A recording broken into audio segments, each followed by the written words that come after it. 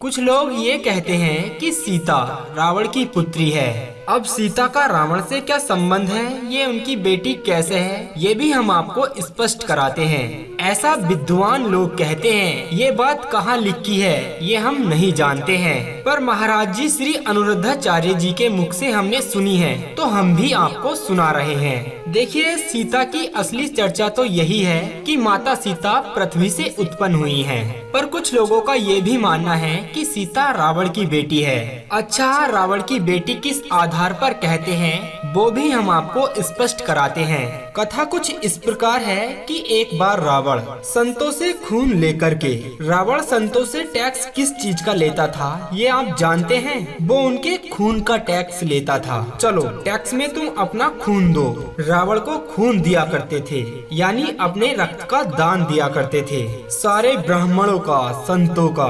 अच्छा, रावण संतों को बड़ा सताता था, सारा रक्त उनका लेता था ताकि रक्त के बिना वे मर जाएं। तो टैक्स में रक्त लेता था। एक घड़े में उसने सारा रक्त भर लिया संतों का और अपनी लंका में मंदोदरी को लाकर दे दिया। एक बार रावण के मन में कुछ खिचड़ी चल रही थी, वो हम आपको बताते हैं। खिचड़ी ये थी कि रावण जनक से बहुत जलता था, क्योंकि जितनी सुंदर लंका थी ना, उससे कई गुना ज्यादा मिथिला थी। मिथिला बोले तो वो आज मिथिला बिहार में स्थित है। बिहार प्रांत जो नेपाल से लगा हुआ है, वही मिथिला नगरी है। दोस्तों, ये जो नगरी थी ना, वो बहुत ही सुंदर थी। तो इसी कारण रावण जलता था जनक जी से कि इनके पास इतना वैभव है, इतनी संपदा है। तो रावण ने सोचा कि संतों का रक्त इनकी जमीन में दाब दूंगा, और जहाँ संतों का रक्त होता है ना, वहाँ कभी बारिश नहीं होती, और जब बारिश नहीं होगी तो वहाँ सूखा पड़ जाएगा। फिर उसे संत और प्रजा श्राप दे करके नष्ट कर डालेगी।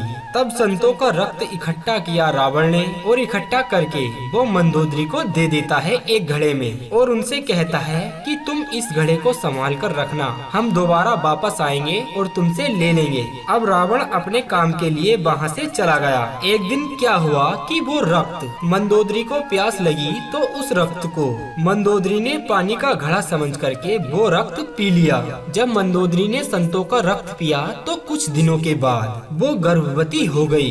एक दिन रावण से मंदोदरी ने कहा, अच्छा, मंदोदरी गर्भवती हो गई क्योंकि वो संतों का रक्त था। जब मंदोदरी गर्भवती हुई तो रावण से कहा, मंदोदरी ने कहा कि आप गर्जना करते हो तो आसपास की सभी गर्भवती नारियों के गर्भ गिर जाते हैं। रावण बोला, गिर तो जाते हैं, तो एक बार हम आपकी वो गर्जना सुनना चाहते हैं। मंदोदरी ने कहा, सुनाइए। अब रावण पहाड़ पर चढ़ा और गर्जना करने लगा, और जब गर्जना की तो मंदोदरी का गर्भ गिर गया।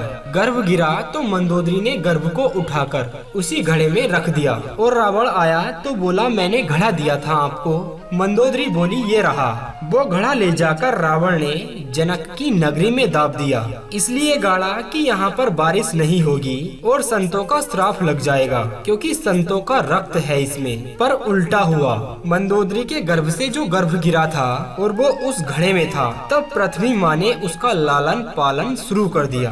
और समय जब हुआ तो राजा जनक को स्वप्न आया, और जनक जी ने जब सोने के हल से खोदा तब वहाँ पर एक कन्या उत्पन्न हुई, और वही सीता थी, क्योंकि वो मंदोदरी के गर्भ से निकली थी। इसीलिए कहा जा सकता है कि ये रावण की बेटी है। दोस्तों, इसके पुख्ता सबूत तो नहीं है कहीं पर भी, ये बात केवल मनमुखी सुनी है हमने संतों के मुख से, और यही हमने आपको बताई है। रावण एक महान व्यक्ति था और वो सब कुछ जानता भी था, और वो जान गया कि ये मेरी बेटी है। देखिए दोस्तों, इस हिसाब से तो रावण सीता का पिता हुआ। अच्छा, यहाँ पर आप देखेंगे जब सीता का स्वयंवर होता है ना, तो रावण भी उस स्वयंवर में आया था। इस अध्याय में गोस्वामी तुलसीदास जी ने साफ साफ लिखा है कि रावण ने उस धनुष को टच भी नहीं किया था, अर्थात रावण सीता से विवाह करने नहीं आया था। ये गोस्वामी तुलसीदास जी ने अपनी चौपाई में लिखा भी है कि रावण ने धनुष को छुआ भी नहीं था।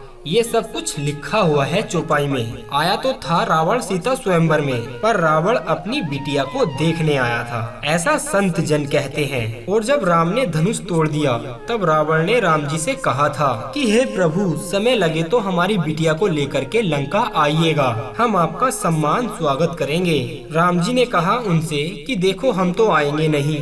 फिर रावण ने उनसे कहा तो मत आइएगा, हम अपने तरीके से बुला लेंगे आपको। तो इसीलिए दोस्तों रावण ने सीता माता को चुराया था। इसलिए चुराया था कि रावण उनके हाथों अपना कल्याण करना चाहता था। उम्मीद करते हैं जानकारी आपको काफी पसंद आई होगी। अगर आप इस वीडियो का अगला पार्ट देखना चाहते हैं तो कमेंट में पार्ट 2 जरूर लिखें।